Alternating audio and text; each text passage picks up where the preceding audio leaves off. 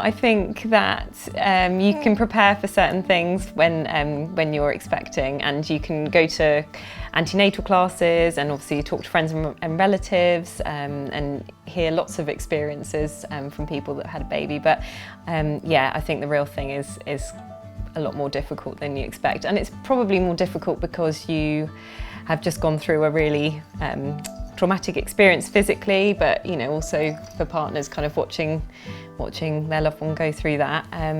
But yeah, also just because you are then sleep deprived, so you don't necessarily kind of deal with things as you would do normally.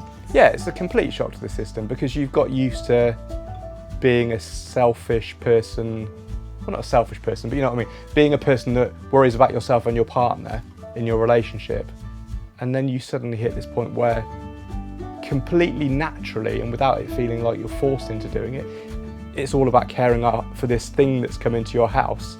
One of the things is probably the fact that you can't ever put the baby down, which is really difficult because we've obviously got lots of things that we need to be doing, including looking after him, but also looking after ourselves and all the day-to-day stuff.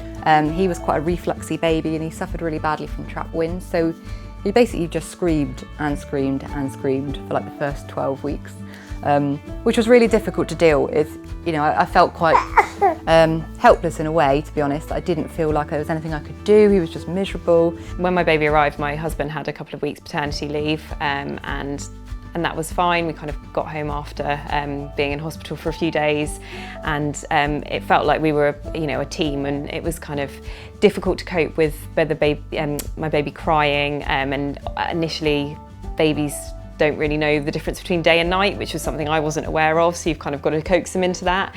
And so the teamwork was kind of a really good thing initially, and then I felt quite anxious about my husband going back to work afterwards. And then that kind of then led into me feeling anxious about going out on my own with my son. And over time, I just tried to do short trips near to the house, just so that if I did need to come home, I could. And also, you know, try and have something that I would do each day. And if I didn't get out for whatever reason, I wasn't going to kind of, you know, beat myself up about it. It was just nice to kind of try and coax myself into that, really. I think at times, being inside all the time with just you and a baby and your partner, it gets quite claustrophobic. And I think a lot of people don't even realise how claustrophobic while they're in that situation. And it's only maybe the first time they step outside the house and go out and do something that they think, wow, we should have done this ages before. There's definitely felt like there was real light at the end of the tunnel. 12 weeks seemed to be a real turning point for us.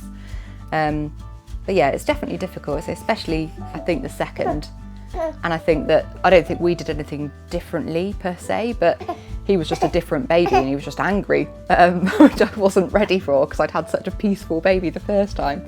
But yeah, for the most part now, he's really happy and lovely, so much easier now than it was at the very beginning. Things, I think, become easier in that they become more of a habit, so just basic things like sterilising, you know, changing nappies, you don't necessarily think about it so much, you just becomes a bit second nature. So I'd say in that respect it becomes easier.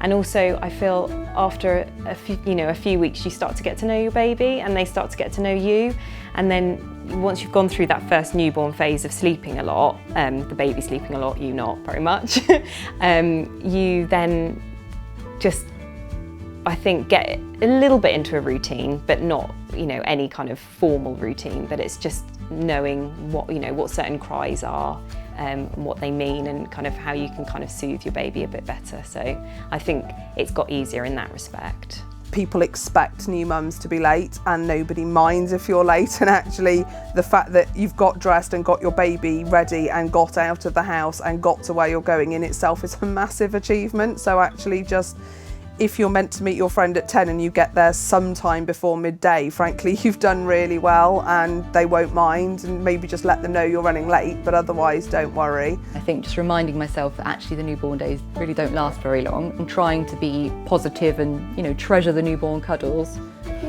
and believe that he would eventually be happier, which he was. So yeah, I think self-belief and yeah, my support network was really helpful. It's been absolutely amazing, and I would go through everything again, but it's also been very overwhelming experience.